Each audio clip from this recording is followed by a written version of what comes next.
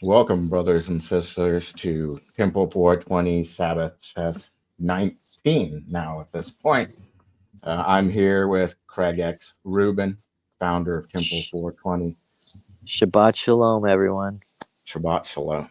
And we're here to have our morning Sesh for Sabbath here. We're discuss things, go over the Bible or whatever sounds good. So these are always a mixed pot of things here.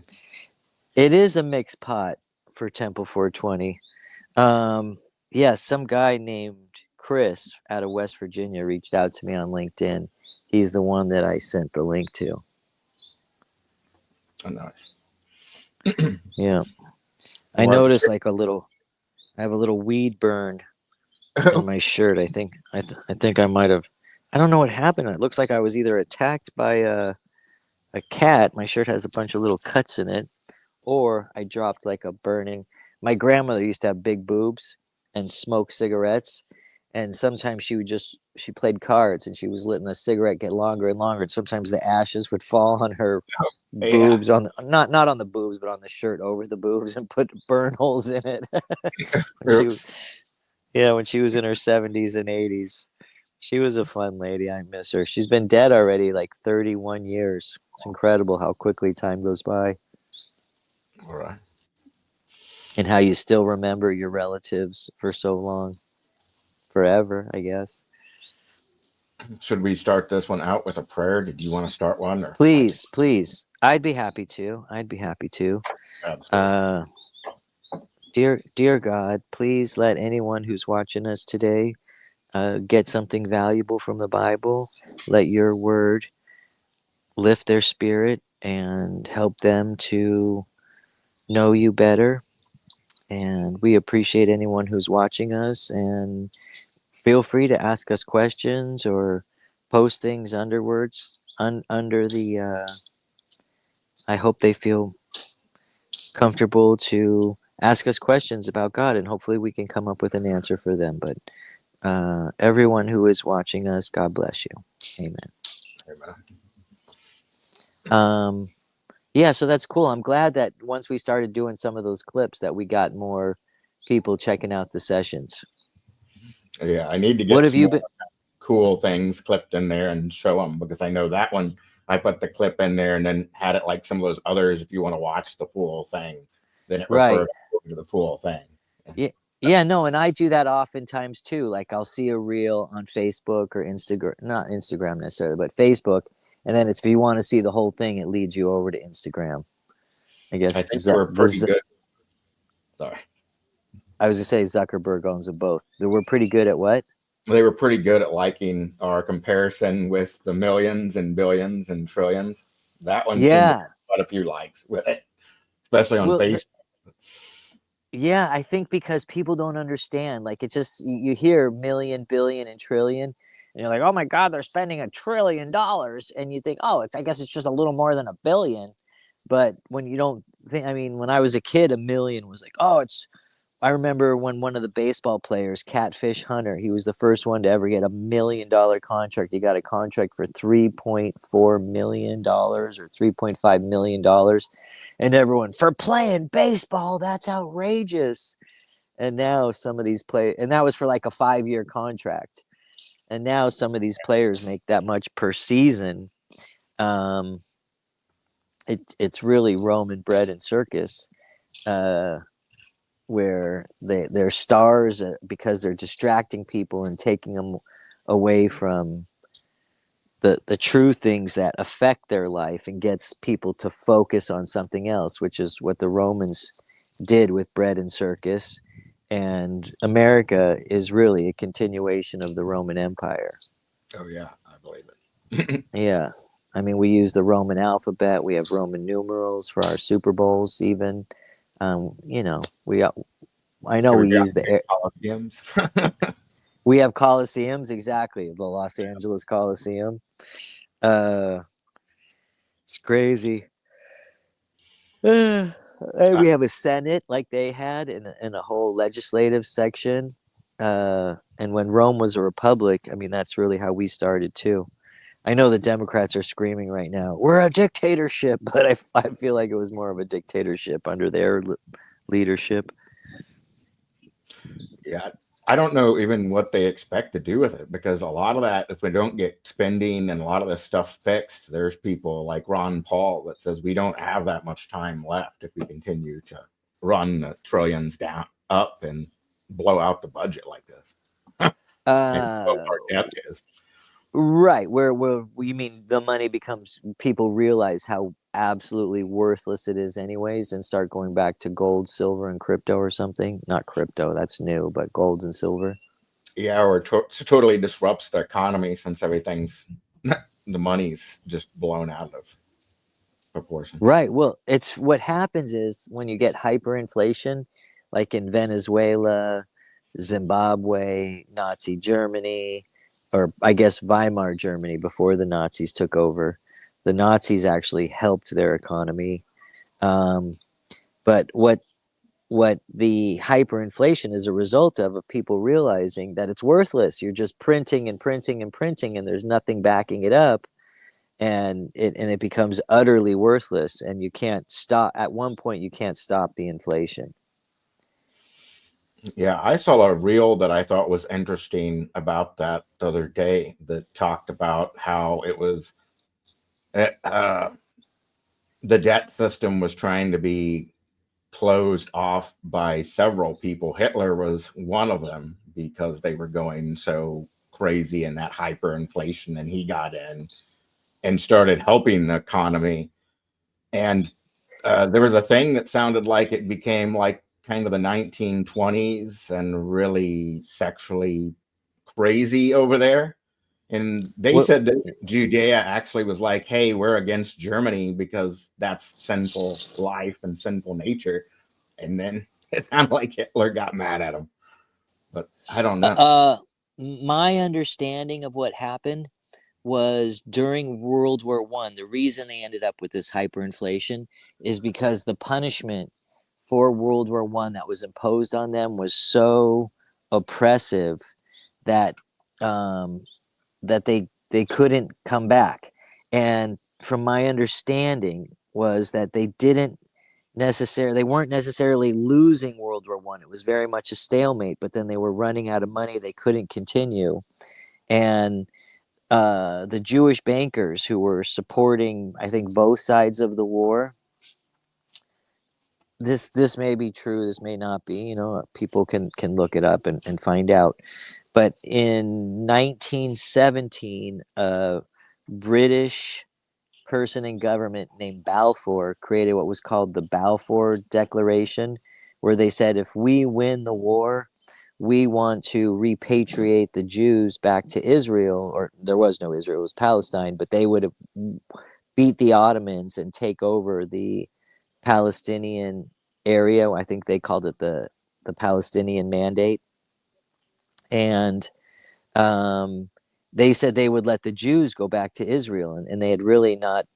There always had been Jews in Israel since the time of leaving Egypt. Even before Egypt, they were in Canaan.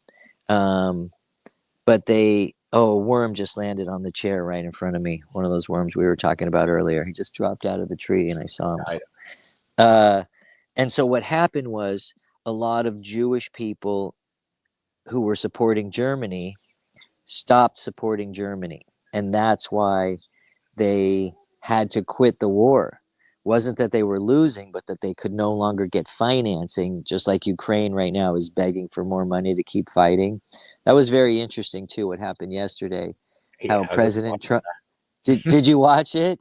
yeah, Yeah, I love the transparency. How we get to see the debate, the negotiation, whatever else is going on there, right live in front of the television cameras.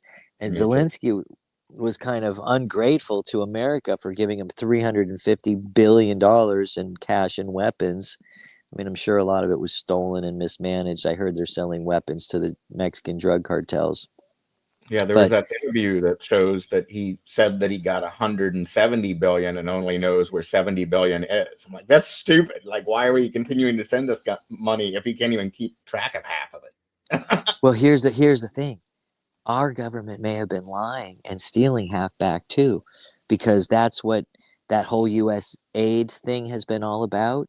How the US government is stealing money. You know, how these guys making $100,000 a year are all worth 20 to 50, $250 million for Nancy Pelosi, $250 million on a $200,000 salary. And it's all from insider trading in the stock market and whatever bribes or whatever else she may be taking. Um, It's but illegal for all of us. Find a yeah, way. which is it. You know what's so funny though? I was looking at something on LinkedIn this morning. Where like, they have to be prosecuted. They have to be prosecuted. Do you know it's not illegal for Congress to trade on insider trading? Yeah, it's not. Only for the rest of us. Right. That's how corrupt our government has become. But going back to the World War I situation, so after that Balfour Declaration, a lot of the resources that Germany was using to fight the war, I guess Axis and Ally, I don't know if that's what it was called in World War I too. I know that's what they called it in World War II. Um, but so once they lost their money, they had to create a peace because they otherwise they would go bankrupt right then. And so when they sued for peace at the Paris Treaty, the Versailles Accords or whatever they were called, the Allies screwed over Germany so hard with the reparations for the war costs. And I know it was started by that Serbian guy who got shot, and there was all these treaties that if we go to war with you, you have to join us. And so the world split quickly, ended up fighting.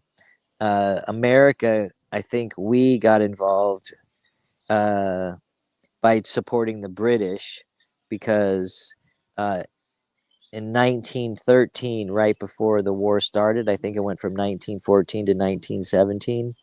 That's when we created the Federal Reserve and started coming up with the fake money. Well, we had our money backed by gold back then. Uh, but we screwed the Germans over so badly. And I actually had a friend whose grandmother, we met him in the 90s in here in Mexico. And then he came and stayed with us in LA. And his grandmother was like still a living Nazi and had pictures of Hitler on her wall. And she said, and it wasn't like she was anti Semitic necessarily, although she did think the Jewish bankers were bad, he told us. But she said she just loved Hitler, kind of like the way in my generation, I remember the huge inflation, the horrible way it felt in the late 70s under Jimmy Carter, and all of a sudden Reagan came in and we became like, yay, he's bringing back the economy. Or I'm sure some people see how horrible a job o, Biden did. I mix him and Obama. Joe Biden, I call him Biden. uh, and now they feel like a sense of relief with Trump coming in. That it already feels like, oh, America's stronger, our economy's better, and it's only been a month. Oh, and it really hasn't changed much, but we have the perception because they're trying to find all of the corruption and waste with Elon Musk and Doge. It feels it's like when they tell you the temperature's 65 outside, but has the real feel of 70. It Right. feels like we're getting better. And then when you see that Zelensky in the office, and they said, listen, without us, you wouldn't have lasted. And Zelensky says 2 weeks. And he goes, 3 days, Putin said. He goes, we could have run over your whole country in 3 days had you not had the support of America.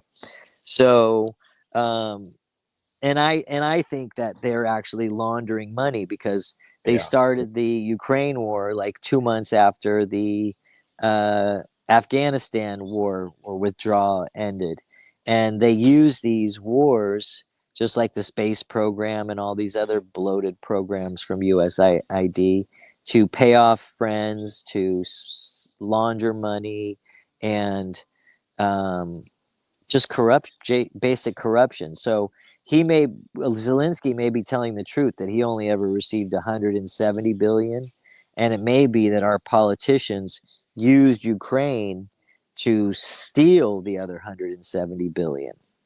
It definitely seems like the money laundering country, like I hear a lot of people say. And there's so many other ties back with that company that the Clintons were in over there, and Biden's The son. Bidens, the Kerrys, yeah, Burisma Oil. Well, I mean, the oil business is one of the biggest things in the world. But they were all, even Mitt Romney's kids were involved in Ukraine scams. And that's why what's interesting is when they went to the Supreme Court to be able to audit all of Trump's companies and his family. Well, I think these politicians have like 16 or 20 shell companies, just like the Biden family had.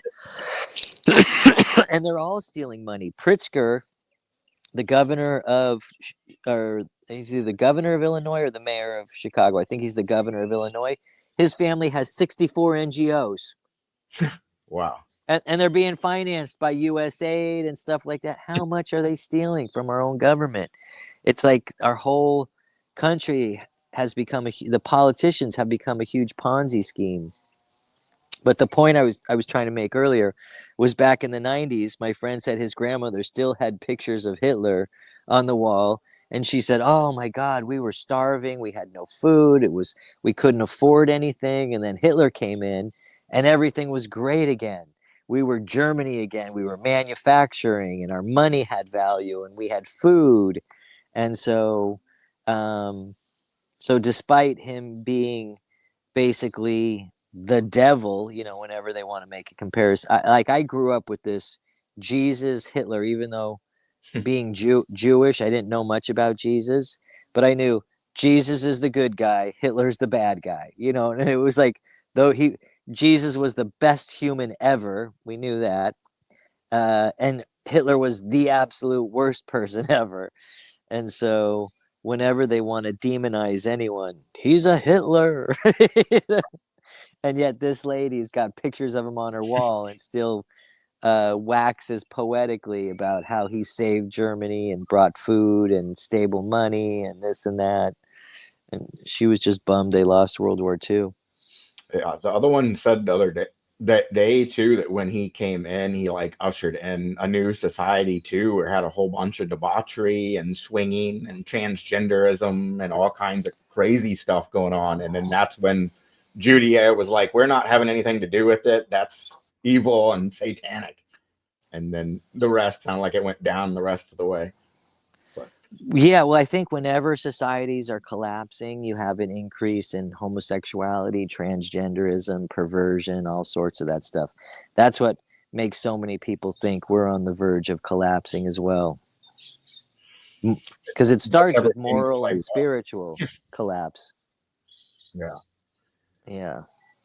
The thing I think, and I've seen too, with like I've got the evidence Bible, and then you go Hmm. through and it has the Mitzvot, the things that God put in It there. has the what? It has the what? I never say it right, but the Mitzvot, like the laws that you're supposed to follow, the 663. 613? Yeah, God. Uh, I, I wonder. I don't know what the real word is that you're saying, but it uh, sounded so familiar but Mitzvot. off. I think it's How do you? Misvot. Oh, mitzvot. Mitzvot. Mitzvot means commandments. That's where like bar mitzvah Mm-hmm. and bat mitzvah come from. It's the son of the commandments. When you become 13 years old, you become a man. You are now the son of the commandments, or the bat mitzvah is daughter of the commandments. Well, then they end up having a real world purpose too. That they, if we don't follow those kind of things, and we lose kind of our humanity and our makeup of society, and it seems Right. like it's really leading to how God would plan us to actually have a social society too. Well, I think the 10 commandments are the most important, and those were the ones for the people. The 613 laws, I think, are found in Leviticus, and those were kind of like priestly laws. Those were designed for the priests because they're supposed to be more holy than the rest and be our spiritual leaders. The one And I've seen so, had lots of wild things in there, like social things, like don't be having relations with your mom and her daughter, or all kinds of other things. Of course, bestialities in there and other things that yeah. would really not be good relations to get into and stuff like that, and way to treat people. And it does end up getting summed up by the Ten Commandments, and then Yeah, even better by loving your neighbor. I Long have time. an I have an Irish friend from New York who's wealthy and handsome, and he told me one time that he was sleeping with the mother at once, and then when the daughter got old enough, I know two people that have had relations with their mother and daughter. So not that they were the father, but as Yeah, their kids, it's still crazy though. Yeah, like I said, we live in a crazy world. And sometimes I think, oh, well, people want to have sex or whatever. It's not that bad. And then you keep reading the Bible,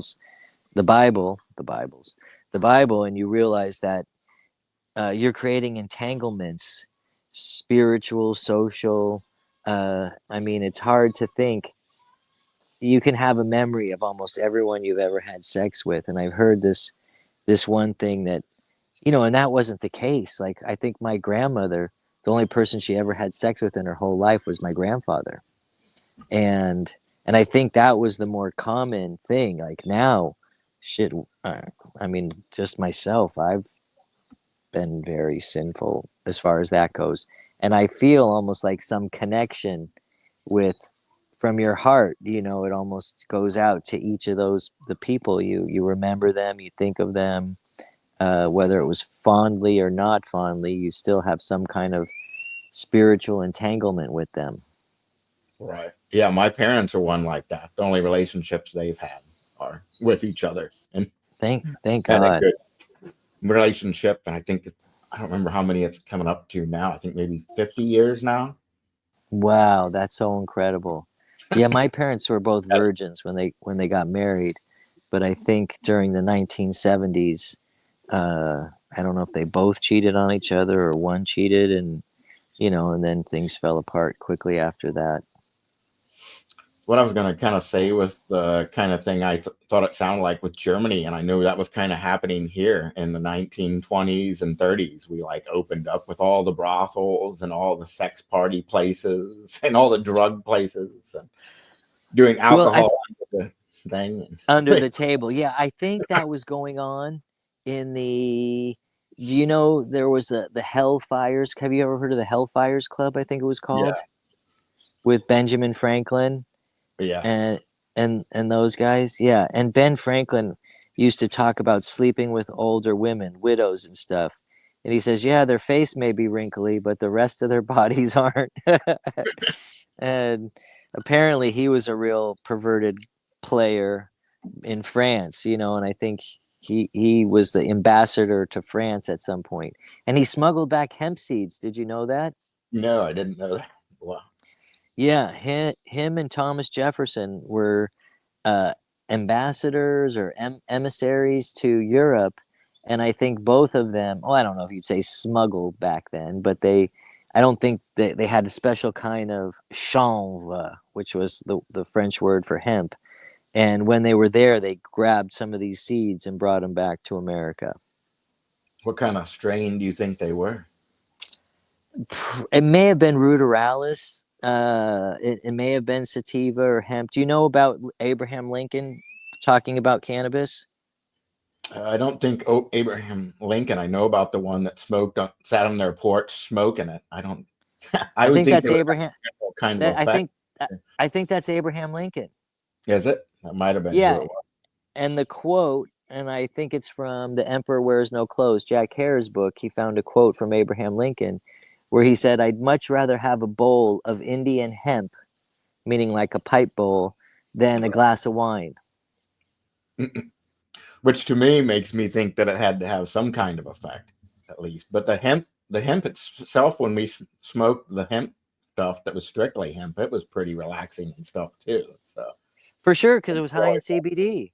yeah, It was just the higher in CBD. CBD than THC. And I think there really is no genetic difference between ruderalis, sativa, and indica. It's more a matter of how you grow it. Because when I went to the Lakota Indian Reservation to make a presentation, my friend John Trudell had set up to convince the tribes to start growing cannabis.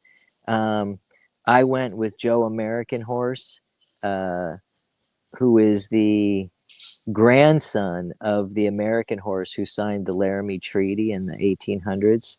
And we went around harvesting all this ditchweed, is what they called it.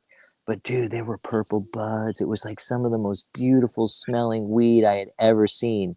And apparently, the penalty was just as much for that uh, as marijuana. So you weren't supposed to pick it, but it grew all along the highway. You just drive by, and there was marijuana everywhere, and it was left over from the years during the war when that film Hemp for Victory came out, and because hemp had been banned in 1937, but our access to Philippine hemp was cut off during the war because I guess the Japanese at first some time conquered the Philippines, and so we couldn't get that Philippine hemp anymore. So we started distributing hemp seeds to our farmers because we needed the rope, because hemp rope apparently is one of the stronger fibers and it's resistant to rotting in the salt water. That's why those canvas sails were all made out of hemp and the ropes on the early ships were all made out of hemp.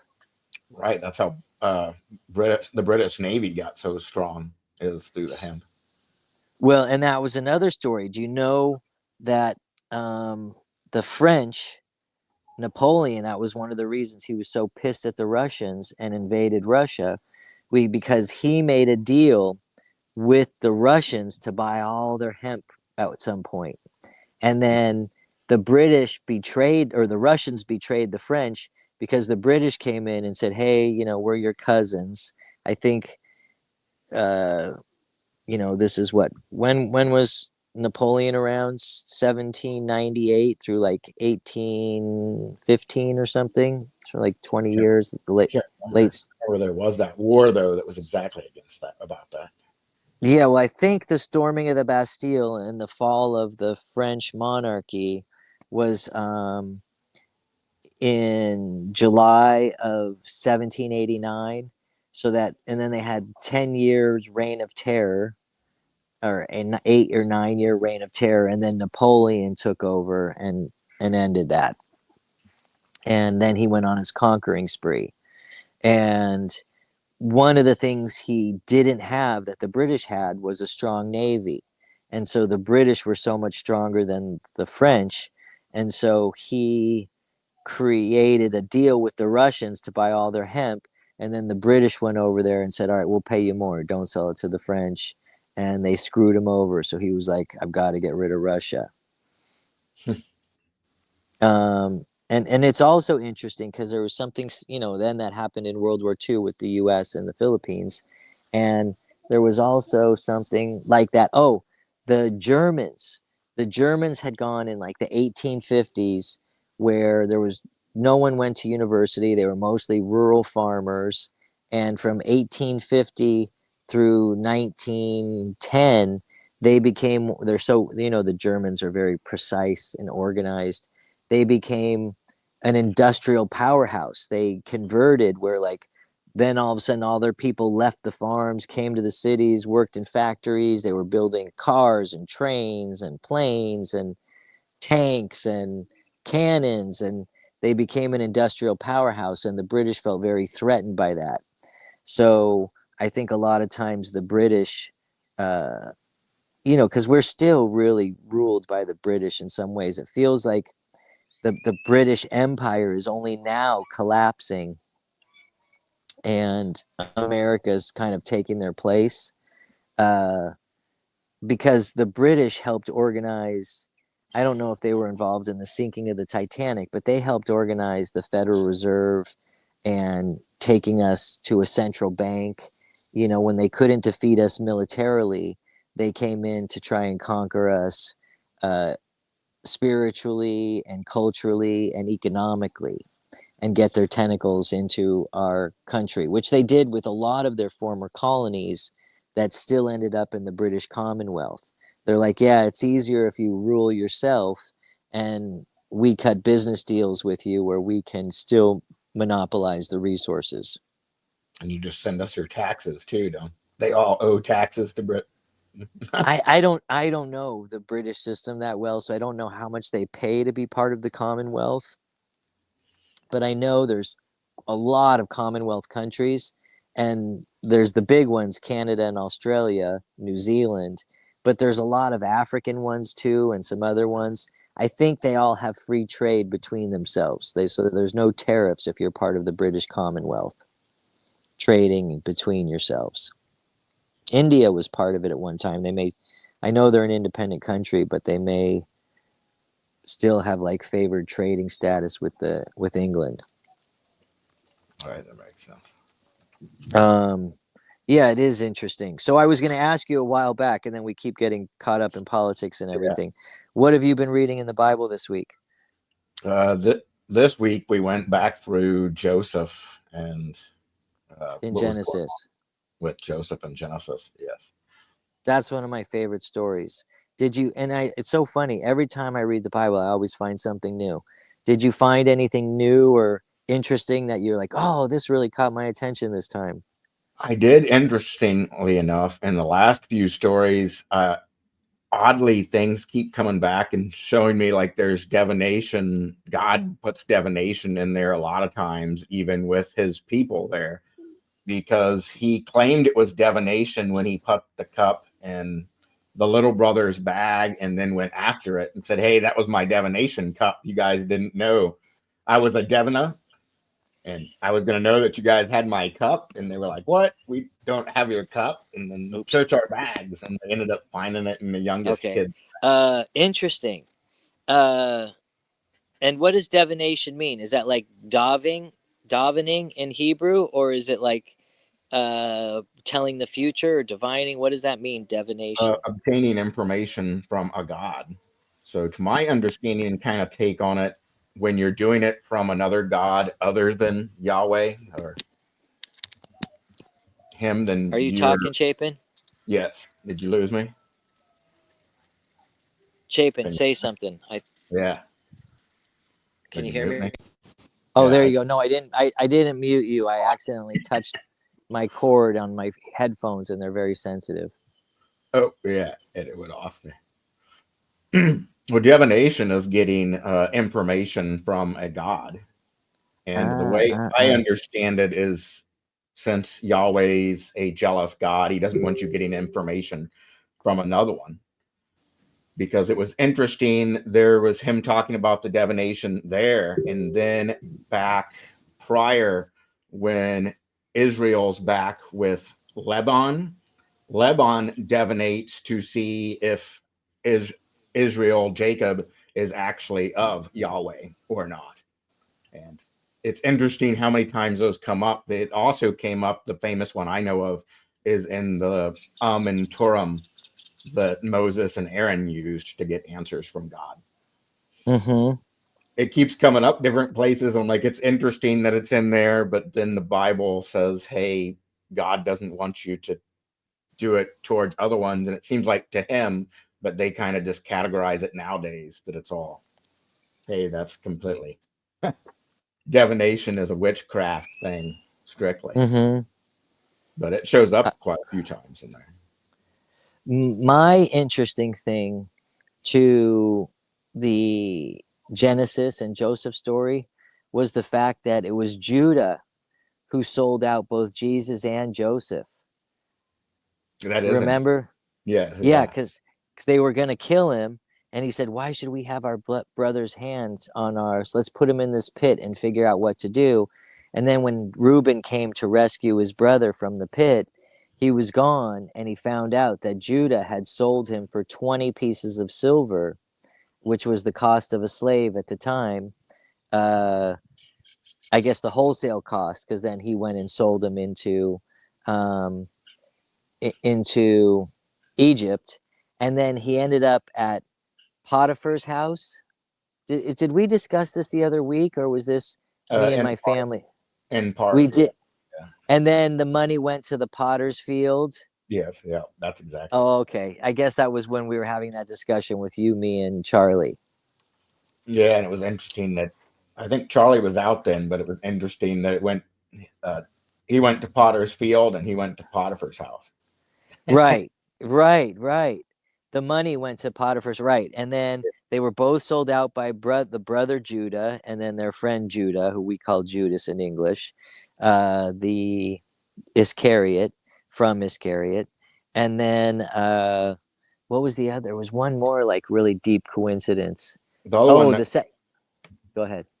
other one that comes up with that is both of them did kind of take responsibility in with that. The one ends up hanging himself in the field, and then when they find the cup, Judah does step up and say, "Hey, you can't take the one who found that as a slave. You got to take me because I'm Right, responsible for it." And right, he was the one right, who went to his dad too and said, "Hey, it's on me if I take him and Benjamin dies. Then right. Or anything it's on happens me. to You him. can punish me and kill two brothers." Uh, yeah, and yeah, that it's such a deep, crazy story. And the other thing is, Jesus doesn't really reveal himself to like all the Jewish tribes, all the Jewish brothers, until his supposed second coming, when we have to say, "Blessed is he who comes in the name of the Lord," uh, and recognize that he is the one who came in the name of the Lord as our sacrifice savior. And the same thing is, Joseph didn't reveal himself to his brothers until their second coming too. Nice. Didn't recognize. Yeah, I mean, there's so many parallels, and that's what's interesting about prophecy, is that it's almost pattern. Prophecy is as much pattern as anything else. Right. Absolutely. Um, well, we read the Song of Solomon uh, last week, which was very sexual. Have you ever read the Song of Solomon? That's been a while. But I do notice Well, he does a whole lot on that, talks about bosoms and all the stuff of the women and how good they look and the things they go into. And yeah, well, and it was a lot of like innuendo, like, "Hey, I yeah, want to pollinate your flower," or, or something like that. Like it wasn't so direct, but even my 12-year-old was like, she was like looking at me like, I can tell that what's going on here. I know he And brings up then breasts quite a few times and bosoms. yes, yes. Well, and then it really is a song, and there's the chorus version, and there's the he and the she, and they're both kind of going back and forth with this, feels like sexual innuendo. Um, and then we started in Book of Revelation next, and we've gotten through chapter 10, I believe. And I forget what my big insight was from reading it this time. Oh, the four faces. Oh, I learned something new. Okay, so remember in the throne room, there's the throne where the king sits on his right hand side is Jesus, and then there's the 24 elders all around with their crowns of gold. There's the sea of glass, and then in front of the throne is the four beasts, the one that's a lion, the one that's um, an ox, then one that had a face of a human, and then the eagle. And they had eyes in and out.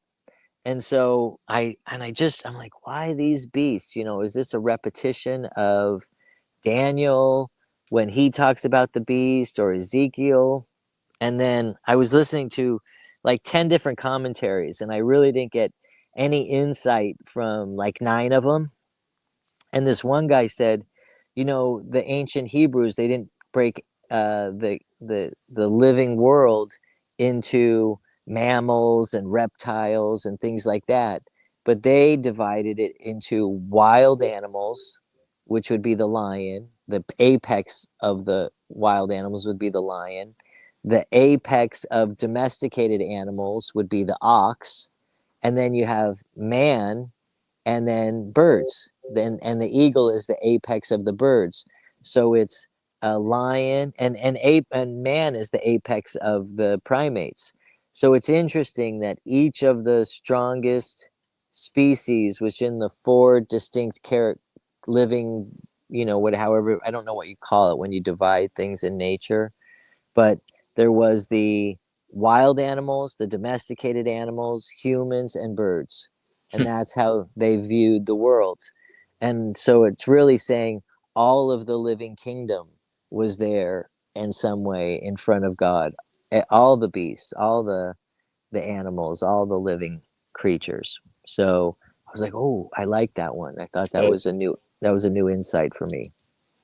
Nice. I never heard it that way. That makes a lot of sense, though. Yeah, yeah. I mean, that's what I thought too. I said, oh, that was the most insightful one because a lot of the other people, uh, they had their own interpretations on it. But when they go back to history and they say, well, this is how people saw the world, then oh, I'm like, yeah, that makes it that really resonated with me. That makes a lot of sense. Excuse me. Um. Oh, the guys just finished working in the fields. They're heading back. They're Yep. working on this. They're working on the Sabbath, not for me, but for my neighbor. He grows henequen. They've had a bunch of workers out there cutting henequen for the last couple days. What is the hemmican? Henneken is like agave. It's like tequila, Oh, except instead of growing it for alcohol, they grow it for the fiber, like hemp. interesting. Hmm. Does it make good And fun? yes, because when I sent my guys to school, some of the guys that work for me doing construction, there was a big hemp conference in Tulum, and I paid for them to go and experience it and learn how to build with hemp because I wanted to build hemp houses here, hemp with hempcrete. And so they learned, they studied it, they did the seminar, and they said we could do this with Henneken too. And I was like, wonderful, and it'll make the cement stronger, lighter, and all this very similar properties as hemp. So is your house a henneken house? No, no, it's mostly brick and stone and rebar support. Um, but in the future, I wanted to build some. I'm building more houses. I have 3 acres here, Nice. so I'm trying to build like a little resort, with swimming pools and fishing pools and wild animals and stuff. So not wild animals. Well, I guess a lot of wild birds come, but my chickens, and there's my rooster right there. Can you see him? Nice. Can you see You the got to rooster, worry Jake? about Let the me hold the wild rooster animals, here. coyotes, and stuff out there like that too. Can you hear me? Yeah. You hear me? Shit. Oh, Oh, oh, there you go. I hear Anytime I move, did you see the rooster? you. Yeah, Yeah. Anytime I move the phone too much, I have the potential of knocking out these headphones. They're not the best connectings. of course. You got to Yeah. worry about the wolves and the coyotes coming after your chickens down there. No more predator birds. Really? Um, and opossums.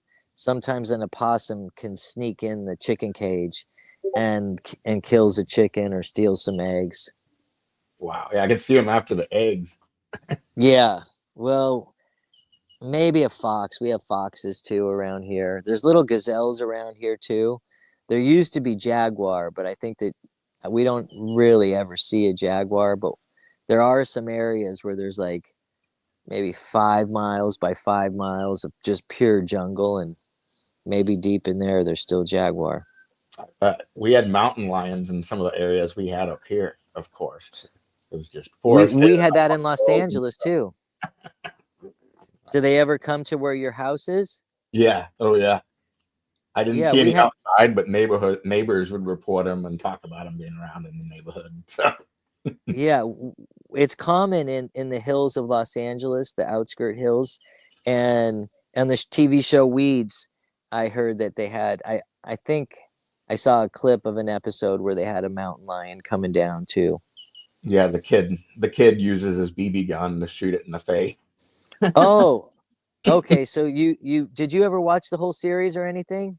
Most of the series I saw the seasons that you were in, and then the third, and then the rest of the seasons started getting kind of weird, and it wasn't That's what about I. weed anymore. So I was like, okay, I guess we still sold weed, but it was more like her banging the governor of Mexico and crazy stuff like that. I'm like, I don't need all that stuff. Right. Well, and I think what happened was I was a consultant for the first 3 seasons and really feeding them in on the cannabis culture to get that authentic vibe. And afterwards, what I heard was there was a DEA consultant, and they weren't getting paid like I was. They were paying for behavioral placement. You know how they do product placement sometimes? They also do behavioral placement, uh, where they want to encourage certain types of behavior. Uh, oh, someone's got a fire going on. I smell smoke all of a sudden. Mm. So, yeah, I love living here in the jungle. If anyone ever wants to visit the Yucatan, write us a note. Be happy to give you some advice on where to go, what to see. I love it down here. Might have to make it that way once I get my passport renewed and back going again. Yeah, did you hear High Times was up for sale again? No. There's an auction March 4th. Hopefully I'll be one of the winners. So we'll find out. It'd be nice to put a little Bible back into not back into, but a little spirituality back into cannabis. And do you know who Pastor Billy Crone is? I don't. I don't recognize that one. He's like a real prophecy preacher. He's out of Las Vegas, Sunrise Church. And I've been friends with him for like 20 years now, I think since 2005. I've never met him, but we've stayed in touch online for almost 20 years. And he said he would write an article once a month for High Times for us. I told him we'd pay him. He's like, I don't want to get paid. I'm like, all right, whatever. We'll donate your money to charity and send you the receipt. But he's a great guy. And I'd love to have him write for High Times, some Bible stuff. That'd be cool. Yeah. So I've asked him and he agreed to it if we can just secure the assets. Anyway, I probably got some responsibilities around the house here that I'm going to need to get to pretty soon. Yeah, me too. All right. Where's Appreciate my little hut? I'll get my hut in the background. All right. Why don't you say a prayer and get us out of here? Cool. Sounds good. Dear God, thank you for having those that came and spend time with us in our discussion. Hopefully it enriched their ideas and thoughts, and they want to pursue you and your ways. Thank you for the blessings you give us and keeping us well. Bless all those who seek you out. Amen. Amen. I've got this big old rooster right here. He's such a good looking bird. Oh, wow. Yeah. Doesn't he look cool? I got He's attacked. Yeah, he's huge. So much bigger than the hens. I got attacked by them. I haven't had food to feed him for like 2 weeks right now. I haven't had enough money to buy chicken food. So, I mean, we have 3 acres, and I was worried they were going to start starving to death, but they're pretty good hunters of crickets and things, and they eat our scraps like crazy. So whenever I bring our food scraps out to the compost pile, they're gone in like literally under 2 minutes. wow. And yeah, it's amazing. And I forgot what I was going to say, which was so cool about these chickens, that they're surviving. Oh, yeah, I was just worried, but they seem to be surviving really well. But whenever I go to drop the compost off, they think I'm the food. I had one bite a toe of mine like it was a worm, and then bite the top of my foot because I was in sandals. And they get really aggressive. And I think that T-Rexes were actually giant birds that probably didn't fly, because the bone structure of the T-Rex is almost the exact same as the bird, and you're like, what are they doing with those tiny little arms? But it makes sense more if they were wings. And one Right. of the things the chickens do when they run after you, they flap their wings, not necessarily to fly, but I think it makes them a little lighter on their feet. And so, you know, you have 20 chickens chasing you after you, waving their wings and running on the ground. It can be a little intimidating. So bad.